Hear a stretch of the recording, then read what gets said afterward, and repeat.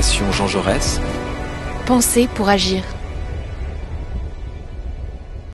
Bonjour à toutes et tous. Le 9 juin prochain auront lieu les élections européennes dans les 27 pays de l'Union européenne et ces élections seront déterminantes pour l'avenir de la France et du continent. C'est dans ce contexte que notre think tank, le sens du service public, a décidé, comme il l'avait fait pour les élections présidentielles et législatives en 2022, de prendre la parole et de contribuer au débat public. En partenariat avec la Fondation Jean Jaurès et grâce à la contribution de plusieurs experts, nous publions cette semaine un rapport intitulé « Les services publics dans l'Union européenne, retrouver la puissance publique », co-dirigé avec Laure de la Bretèche. Dans ce rapport, nous formulons notamment 15 propositions pour renforcer la place des services publics dans l'Union européenne. Vous le savez, les services publics tiennent une place toute particulière en France. Ils font partie de notre récit national et de notre modèle social. Pourtant, nous avons collectivement le sentiment qu'ils ont été fragilisés sur les dernières décennies et beaucoup considèrent que l'Union européenne porte une part de responsabilité. D'ailleurs, d'après différentes enquêtes d'opinion parues ces dernières semaines, les Français sont ceux qui jugent le plus sévèrement les décisions de l'Union européenne et ce sont aussi ceux qui sont les moins intéressés par le scrutin de juin prochain.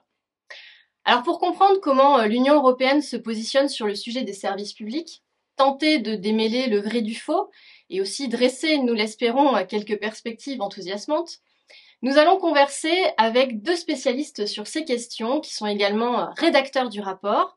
Stéphane Delarosa, professeur de droit public à l'université Paris-Est Créteil, cher Jean Monnet. Et puis également Dorian Guinard, qui est maître de conférences en droit public à l'université de Grenoble-Alpes. Alors pour commencer notre conversation, il semblerait nécessaire de pouvoir un peu clarifier les termes du débat. Parce que si nous avons l'habitude de parler des services publics en France, ce n'est pas du tout de cette manière que les institutions européennes appréhendent la question. Alors, Dorian Guinard, est-ce que vous pourriez nous expliquer justement comment l'Union européenne elle aborde ce sujet ? Oui, alors merci pour l'invitation. Alors je vais essayer de clarifier, même si c'est compliqué, parce qu'il y a beaucoup d'expressions qui sont utilisées dans l'Union européenne pour désigner des missions d'intérêt général. La première, qui est la plus connue, c'est ce qu'on appelle les services économiques d'intérêt général, qui existent depuis la création des communautés, puis après de l'Union, qu'on retrouve dans 3 articles importants dans les textes. Le premier, c'est l'article 14 qui avait été introduit par le traité d'Amsterdam. Aujourd'hui, l'article 106, paragraphe 2 du traité sur le fonctionnement de l'Union européenne, anciennement 86, anciennement 90. Donc ça a changé au fur et à mesure des nomenclatures. Et on le retrouve aussi à l'article 36 de la Charte des droits fondamentaux par rapport à l'accès aux services d'intérêt économique général. Il y a d'autres expressions qui sont utilisées. Il y a les services d'intérêt général, qui est une expression générique qui recoupe, on va dire ça comme ça, qui recoupe les services d'intérêt économique général et les services non économiques d'intérêt général, donc les services marchands et non marchands. Ces services non marchands ont été introduits dans le protocole additionnel du traité de Lisbonne, donc le numéro 26, et on a d'autres expressions, les services sociaux d'intérêt général. On a aussi une expression qui désigne un régime juridique qui est le service universel. Donc autant d'expressions qui ont des conséquences dans l'Union européenne et qui ne permettent pas vraiment de clarifier à l'échelon français, parce qu'il y a beaucoup plus d'expressions que ce qu'on peut retrouver en droit français, où on est dans une catégorie binaire, services publics administratifs et services publics industriels et commerciaux. Ces expressions reçoivent des significations qui sont différentes aussi en fonction des acteurs qui les manient, donc en fonction des juges, de la Commission européenne, des autorités politiques des différents États membres, et donc il y a une harmonisation à l'échelle de l'Union, notamment par la Cour de justice, qui, au fur et à mesure de sa jurisprudence, a tracé des lignes entre les activités marchandes d'intérêt général et des activités non marchandes d'intérêt général. Et donc aujourd'hui, on se retrouve avec services d'intérêt économique général, services non économiques d'intérêt général, services sociaux d'intérêt général, services universels, plus obligation de service public par rapport à un régime spécifique. Et donc pour avoir une vision très claire de tout ça, il faut étudier à la fois les textes, mais aussi le contentieux, parce que les différents régimes procèdent de la jurisprudence des juges de l'Union. Très bien, merci pour ce tableau dressé de manière très synthétique sur un sujet, on le voit, qui est assez disloqué à l'échelle de l'Union européenne. Et si on comprend bien, effectivement, à l'échelle de l'Union européenne, on ne parle pas tant de services publics que de services d'intérêt général. Et puis au sein des services publics, effectivement, on distingue en fonction de la nature, notamment, est-ce que ça a des incidences ou pas sur le marché, finalement, est-ce qu'ils sont économiques ou pas économiques, et en fonction de ça, on applique des règles qui sont différentes et plus ou moins contraignantes. Alors bien évidemment, on l'a vu en Europe avec nos grands opérateurs de réseau. Et du coup, j'aimerais savoir un petit peu, Stéphane de la Rosa, quelles conséquences concrètes ça a pu avoir sur nos services publics en France, cette approche par l'Union européenne. Alors, il y a de nombreuses conséquences. Il y a d'abord effectivement pour, je dirais, l'usager commun, effectivement, des problèmes effectivement de lisibilité, parce qu'ainsi que cela vient d'être rappelé, on est sur des qualificatifs qui sont pas toujours très accessibles, très compréhensibles, et qui posent des problèmes de compréhension immédiate pour l'usager qui est dans ce récit national, qui est fort pour nous, du service public comme effectivement sens de construction de l'État républicain. Alors, ce problème de lisibilité, on le trouve à plusieurs niveaux. D'abord, effectivement, par rapport à ce qui était dit sur ce qu'on appelle les services qui ne sont pas économiques, les services non économiques d'intérêt général. Dedans, on a un peu une liste un peu fourre-tout à la Prévert, où on trouve effectivement les activités de puissance publique, police, surveillance, justice. On trouve des activités qu'on appelle purement sociales, la sécurité sociale, certains soins de santé. On trouve effectivement les activités d'enseignement public, dans certains cas, certaines activités d'enseignement privé avec un système de conventionnement strict. Mais c'est une liste qui est pas toujours très très lisible et qui pose, je dirais, aussi un problème de lisibilité parce qu'elle est définie par rapport à la question de savoir si c'est marchand ou pas marchand. Ce qui ne sera pas marchand sera non économique et donc en dehors du champ de l'Union européenne et de l'intégration européenne. Ce qui est marchand sera dans l'intégration européenne. Et chacun viendra essayer avec ses propres conceptions de ce qui est marchand, de ce qui ne doit pas être marchand ou non. Et là, effectivement, il y a des problèmes, enfin un enjeu, je dirais, de lecture, dont on parlera après, et de positionnement politique sur le périmètre du marchand ou du non-marchand. Et c'est une question qui n'est pas toujours bien abordée ou qui est parfois contournée par les institutions dans ce débat politique. L'autre difficulté, elle tient, je dirais, à la distinction entre les catégories qui ont été rappelées et les influences plus incidentes de l'intégration européenne. Alors oui, il y a des questions de compétences, de catégories, mais aussi, et ça est dit dans le rapport, les aspects de budgétaire. C'est-à-dire que même s'il n'y a pas de compétences, même si on n'est pas dans une catégorie, il y a les problèmes d'équilibre de finances publiques, il y a les critères de convergence qui font effectivement qu'il y a une pression budgétaire sur le fonctionnement des services publics locaux ou nationaux, qui effectivement donne l'impression qu'il va y avoir une influence, je dirais, sournoise de l'Union européenne sur la soutenabilité financière des services publics. Et puis enfin, il y a peut-être une dernière conséquence qui est sur, je dirais, la perception même du service public. Pourquoi ? Parce qu'effectivement, on est nombreux sont les citoyens en France à être dans cette image, je dirais, qu'on appelle organique du service public. L'idée, c'est qu'on a ces grands opérateurs qui jadis étaient des EPIC, EPIC SNCF, la loi Lotti 82, ou qui était avant Air France, qui était aussi une entreprise publique, ou EDF. Et la libéralisation a conduit en fait à l'abandon de ces catégories juridiques. Les établissements publics industriels et commerciaux sont devenus effectivement des sociétés anonymes, alors certes avec participation publique, voire à 100% de participation publique, mais on a ce statut de droit public avec les conséquences pour les usagers et pour les agents qui a été complètement, je dirais, chamboulé et qui a, on va dire, accrédité cette défiance vis-à-vis effectivement de l'Union européenne et des services publics. Alors, juste pour compléter ça, au milieu des années 90, le Conseil d'État dit même, la Commission européenne fait pire que le procès du service public, elle l'ignore. Donc on est vraiment dans une volonté des institutions de l'Union européenne au milieu des années 90 de proposer un autre concept pour éviter ce qu'on appelle la saturation idéologique du service public à la française. Les mots ne sont pas de moi, les mots sont de la Commission européenne à l'époque, qui estime que la notion était source de confusion entre l'organe et la mission.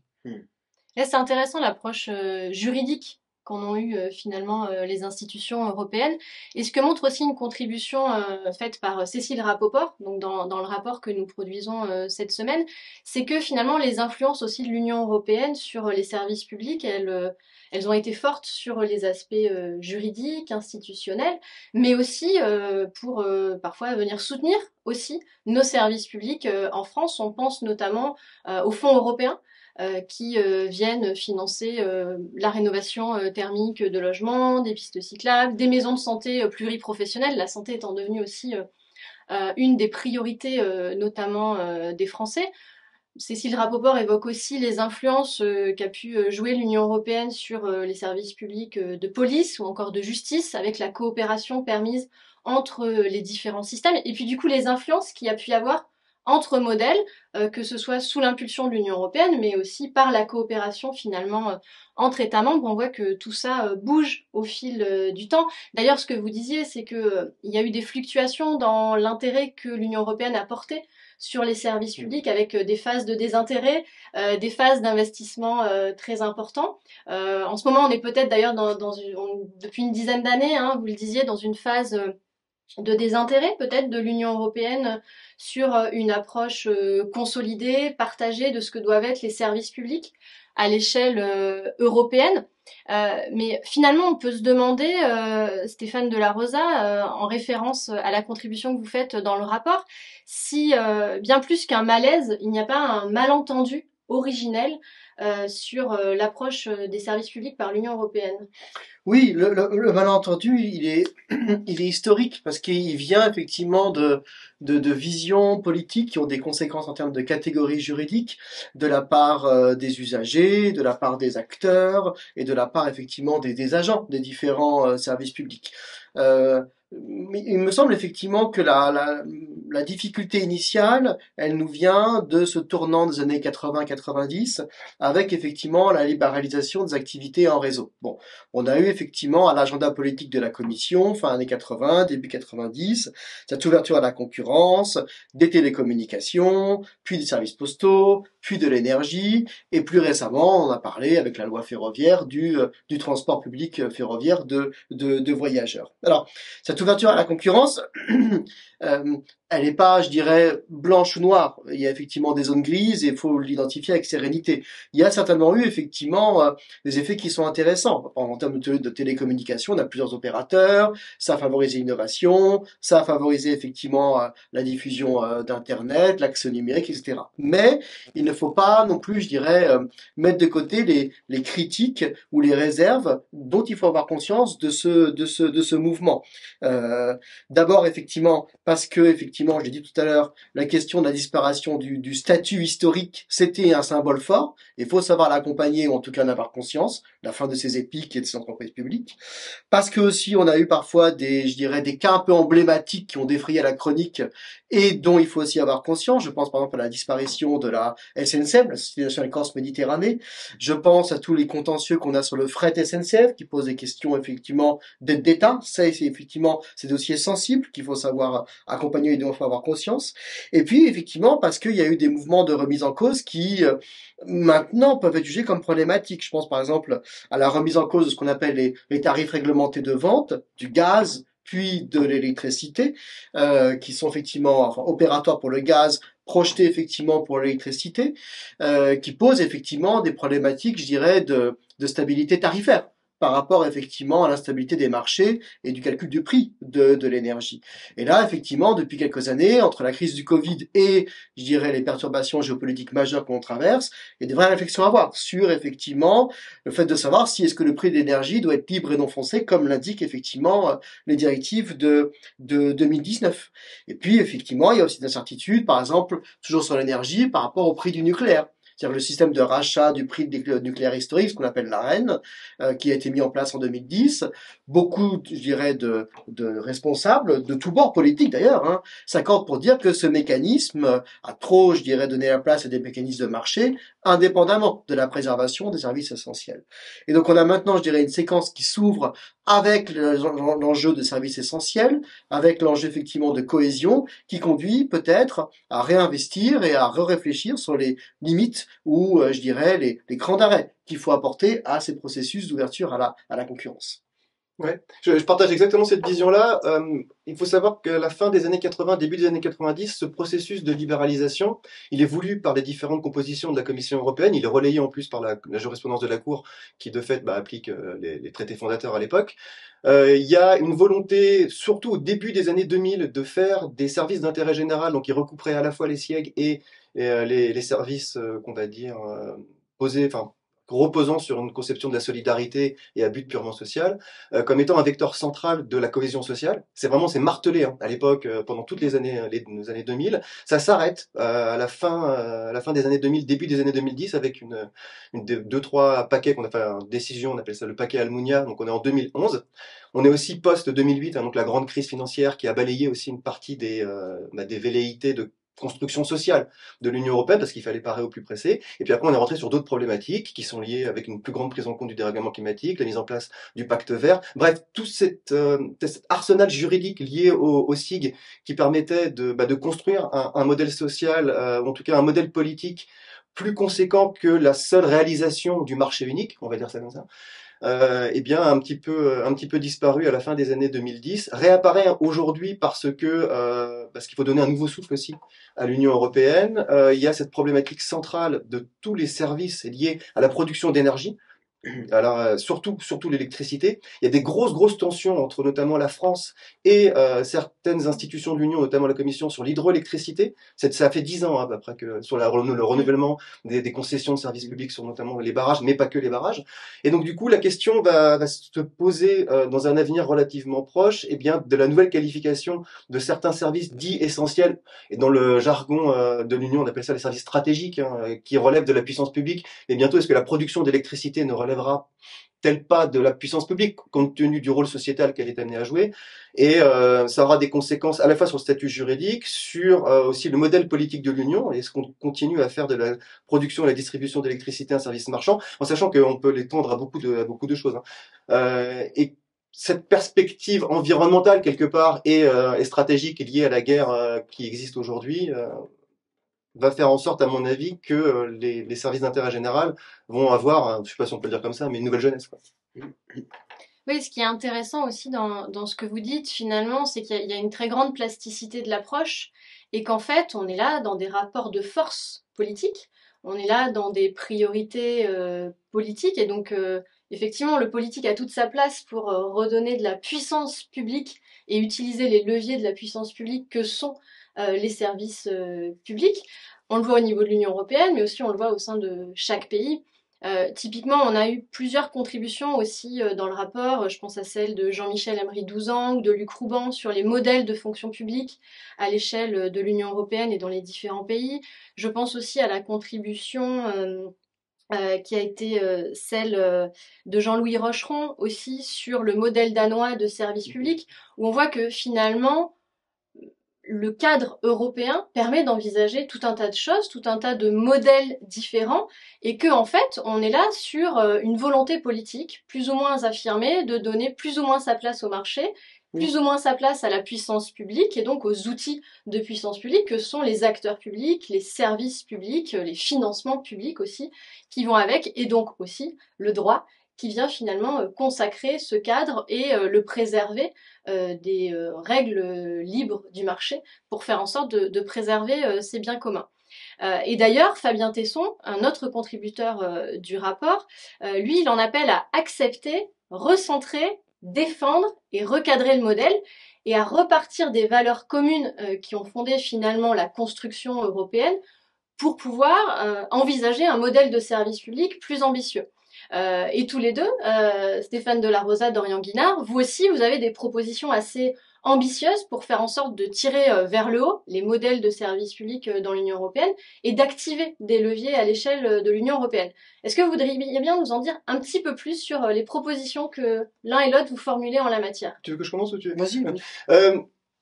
Mon analyse des choses aujourd'hui, ce qui prolonge ce que Fabien a écrit par rapport aux valeurs communes. Alors, valeurs communes, il faudrait aussi s'entendre sur ce qu'elles représentent aujourd'hui. Est-ce que c'est celles qui sont ciblées dans les différents traités ou si c'est une projection qu'on fait et qui sortirait du droit. Je pense que quand Fabien a écrit ça, il pense évidemment aux valeurs communes qui sont ciblées dans les différents traités fondateurs et actuellement dans la charte.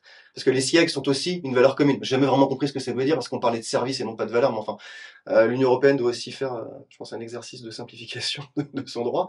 Moi, je pense que les enjeux environnementaux et les enjeux stratégiques, la guerre en Ukraine est une parfaite illustration de ça, amènent à repenser une partie des différents services d'intérêt général, donc à la fois des SIEG et des SNEG, et que il y a différents services aujourd'hui qui relèvent des SNEG et qui pourraient je vais arrêter avec les acronymes.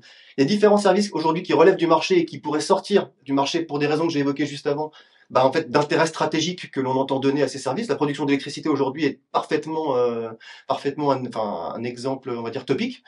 Il y a d'autres services auxquels je pense qui pourraient sortir du marché. Clairement le gaz, est un enjeu stratégique en termes de transition, j'entends, parce que c'est pas pérenne, mais en termes de transition. Et ça pose la question qu'on a un tout petit peu abordé, mais vraiment de façon pointillée, c'est celle du financement. Parce qu'en fait, les derniers changements d'importance, c'est à chaque fois par rapport aux aides d'État, parce que dans les aides d'État et donc la compatibilité des soutiens publics aux missions d'intérêt général, se pose toujours la question de la définition de la mission d'intérêt général que l'on entend financer tout le temps. Et ça pose à chaque fois les latitudes d'action que possèdent les États membres, donc leur souveraineté quelque part, pour proposer des missions d'intérêt général qui sortiraient du marché. Et un des gros rapports de force politique aujourd'hui qui va être mené va être celui de l'imposition par les États de leur vision de l'intérêt général non marchand au regard du droit de l'Union, parce qu'à partir du moment où l'Union européenne a décidé que la matière était marchande, elle retrouve une compétence. Donc du coup, la Cour de justice est l'arbitre un petit peu de la ligne de démarcation entre le marchand et le non marchand. Ça, c'est du pur rapport de force politique. La question, c'est quel modèle politique sera porté par les différents États membres au sein des différentes formations du Conseil, au sein aussi d'autres instances. Les élections du 9 juin sont centrales par rapport à ça, mais on y reviendra, j'en pense, juste après.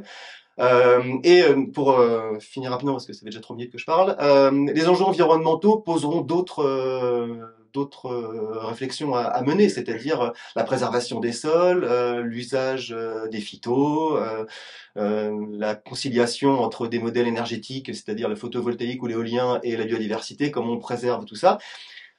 Ça va être aussi à un moment donné des services essentiels à la façon dont on produit la nourriture.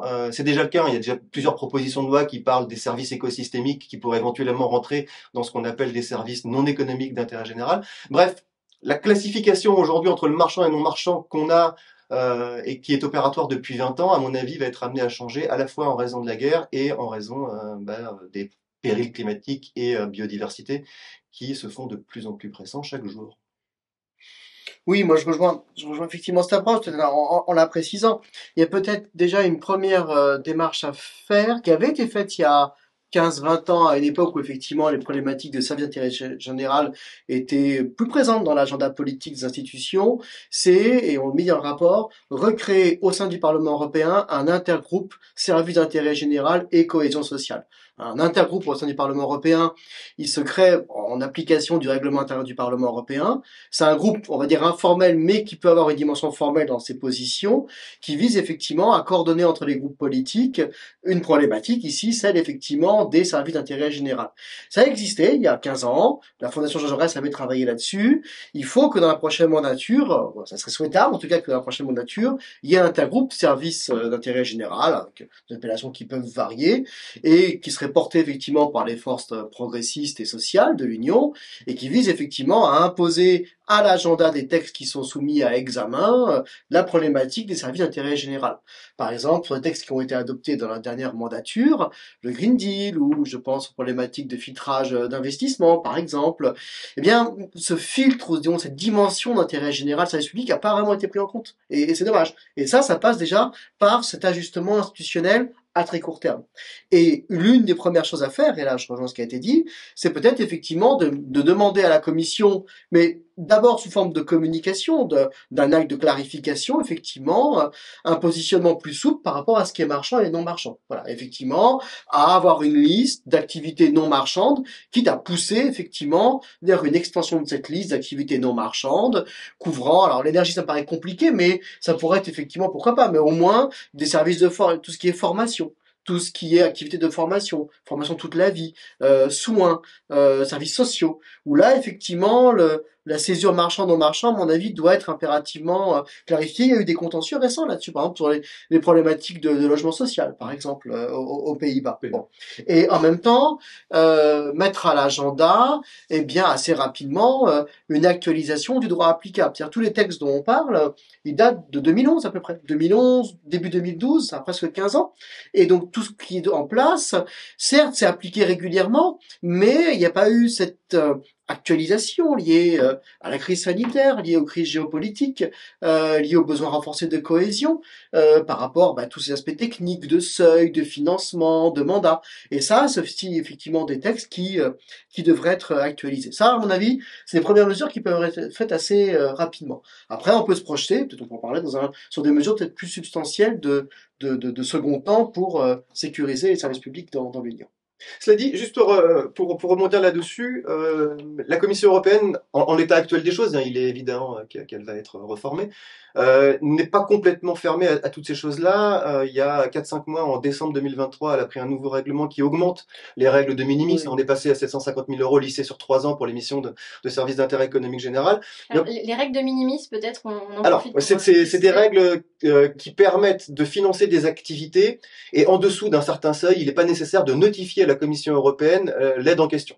Et donc, du coup, sur ces aides d'État, avant c'était 500 000 euros lissés sur 3 ans, on est passé à 750 000 euros, car il est dit dans le texte que, en réalité, la quasi-totalité des missions de services d'intérêt économique général n'ont pas de grosse incidence en termes de concurrence et que donc on peut augmenter un petit peu le montant pour permettre le bon accomplissement de ces missions telles que le traité l'a stipulé. Et donc du coup, ce qui est important de voir ici, c'est que ça se jouera à la fois sur la définition des missions d'intérêt général marchandes ou non marchandes, comme Stéphane vient de le rappeler, et aussi sur leur capacité d'être financés par les États, et que donc ils échappent un petit peu à un contrôle de la Commission européenne, puis ensuite à une censure des juges, car je rappelle que ici on est sur une erreur manifeste d'appréciation. La question devient, mais qu'est-ce que le manifeste? Mais c'est quand même des erreurs flagrantes qui sont censurées en termes de définition par les juges.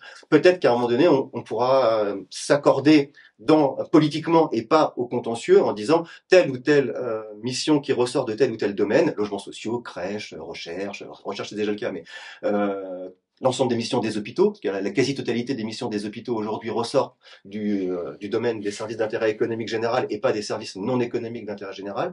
Mais peut-être que si on arrive à faire des consensus politiques là-dessus, les Hollandais sont très très tatillons sur les logements sociaux. Alors, il fallait pas toucher aux logements sociaux en 2005-2006, ça a été une des raisons d'ailleurs du refus hollandais par rapport au traité établissant une constitution. Bref, il y a des marqueurs politiques qu'il faut prendre en compte, en sachant que l'Union européenne est dans une phase où elle est quand même pas extraordinairement forte sur certains sujets. Il y a eu un Brexit, il y a des tensions à l'Est, et que donc un consensus politique sur des marqueurs originaux de la construction des États, comme le service public en France par exemple, eh bien, est peut-être bienvenu pour que on aille de l'avant.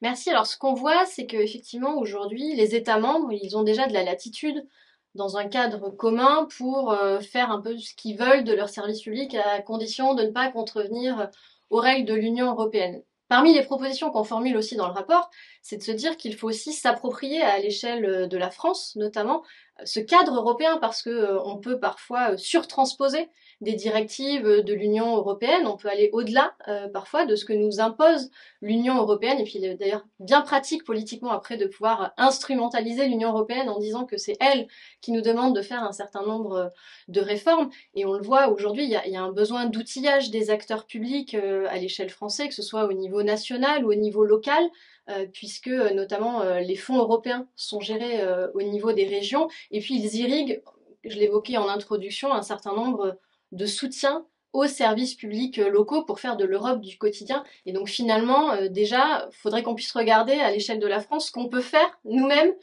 pour être beaucoup plus à l'aise avec ce cadre-là et faire en sorte de préserver, grâce aussi à ce cadre, nos propres services publics. Mais ce que vous dites aussi, c'est qu'il y a un enjeu à investir politiquement l'échelon européen si on veut être plus fort sur ces enjeux qui nous dépassent, hein, la transition écologique et énergétique, le défi de la paix en Europe, mais aussi la prospérité plus globalement. On voit que c'est des enjeux qui doivent être traités à l'échelon européen et qui nécessitent d'investir les institutions européennes. C'est pour ça que les élections du 9 juin prochain elles vont être déterminantes. Pourquoi ? Parce que la majorité qui va se dégager au Parlement européen va déterminer le futur président ou la future présidente de la Commission européenne, et donc la coloration, les priorités politiques qu'aura cette Commission européenne justement pour mener à bien l'agenda politique des prochaines années. Alors en quelques mots, finalement, qu'est-ce qu'on peut attendre de ces élections du 9 juin prochain ? À mon avis, ce qu'on a dit tout à l'heure, s'il y a une majorité effectivement progressiste ou s'il y a un jeu d'alliance qui permet d'avoir une tonalité progressiste et sociale au sein du Parlement européen, il est possible de remettre à l'agenda effectivement la thématique des services d'intérêt général et des services publics, avec effectivement peut-être plusieurs voies à envisager. D'abord, il y a un certain nombre de textes très importants qui ont besoin, je dirais, on va dire, d'une actualisation, d'un toilettage en quelque sorte.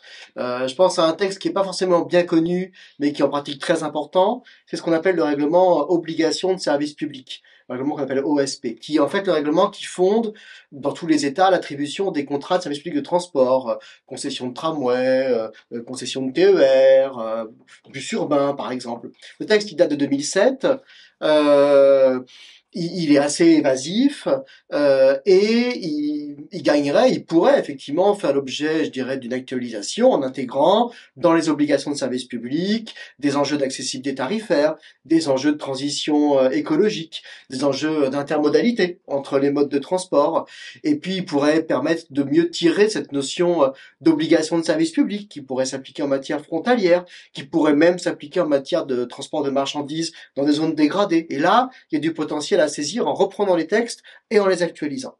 Ensuite, ce qui pourrait être fait, et ça serait peut-être dans un second temps, eh bien, c'est reprendre le débat qu'il y avait eu il y a 15 ans sur l'idée d'avoir une législation cadre. Le texte, l'idée avait été avancée quand on discutait de manière assez clivante de la directive dite Bolkestein, la directive service en 2006, où on avait dit qu'il fallait en contrepoint une directive cadre sur les services d'intérêt général. Juridiquement, c'est possible. On a l'article 14 du TFE qui permet d'avoir un texte cadre en matière de qualité, d'équilibre financier, d'accessibilité des services d'intérêt économique général. Et le traité permet également au Parlement européen de demander à la Commission de lui faire une proposition. Bon. Donc, les outils sont là. Les outils sont là. Et on peut espérer, peut-être à la faveur d'un intergroupe service public, avoir effectivement des propositions ou des ébauches de propositions d'un texte qui vient effectivement identifier des socles minimales sur les accès tarifaires, sur l'accessibilité des sièges, sur les aspects effectivement de transition écologique, bref, d'avoir un noyau dur effectivement clairement identifié par rapport aux obligations de service public en lien avec l'article 14. Et puis enfin, ce que pourrait faire le Parlement européen à faveur de résolutions, là c'est une construction peut-être plus, je dirais, insidieuse, c'est d'insuffler, je dirais, une inflexion dans la doctrine des services d'intérêt général. On a une doctrine qui est très marquée par le prisme marchand, ça a été rappelé, l'idée que effectivement le service d'intérêt économique général, on va le voir parce qu'il y a une défaillance de marché, parce que le marché n'est pas à même de porter de la même manière que le ferait un siège un tel ou tel service. Eh bien moi je pense qu'on pourrait infléchir cette notion de défaillance de marché. Justement, mieux renforcer la marge de manœuvre des États en définissant leurs obligations de service public. Ne pas systématiquement comparer une obligation de service public avec ce que pourrait faire le marché, efficient ou pas, est-ce que c'est proportionnel ou pas. Bref, avoir effectivement ce que j'appellerais des crans d'arrêt à des logiques de marché dans la définition effectivement des services d'intérêt général. Et là, ça passe par, je dirais, une inflexion dans la doctrine qui peut être poussée par les élus au Parlement européen ou par des contributions académiques. Ouais, je partage entièrement cette analyse avec deux choses à préciser. On n'a pas eu de vrais textes sur le fondement de l'article 14, comme Stéphane vient de le rappeler. Ça date un petit peu quand même maintenant. On est, c'est à 15 ans. C'est à 15 ans. Et il est vraiment temps de s'en saisir. Ce qui peut paraître étrange, c'est qu'il y a eu aussi une inflexion à l'échelle de l'Union européenne, y compris d'ailleurs dans l'ensemble quasiment des formations du PPE, donc les formations internes qui composent le PPE à l'échelle de l'Union, de cette idée qu'on peut revenir du tout marché et que la préservation de la souveraineté des États passe aussi par une plus grande, alors j'allais dire régulation, mais c'est pas le mot, un meilleur encadrement des règles du marché en permettant aux États de reprendre un petit peu la main sur en priorité sur les secteurs énergétiques, ça clairement, sans forcément les faire sortir du marché, mais quand même mettre plus d'État dans cette problématique-là, et que donc il peut y avoir des accords transpartisans là où au milieu des années 90 et au début des années 2000, il était impensable que le PPE vote ce type de réforme. Donc c'est pas complètement utopique, je veux dire, de remettre les services d'intérêt général au centre de l'agenda. C'est compliqué de faire cet exercice de prospective parce qu'on n'a strictement aucune idée de la façon dont le Parlement sera composé après le 9 juin.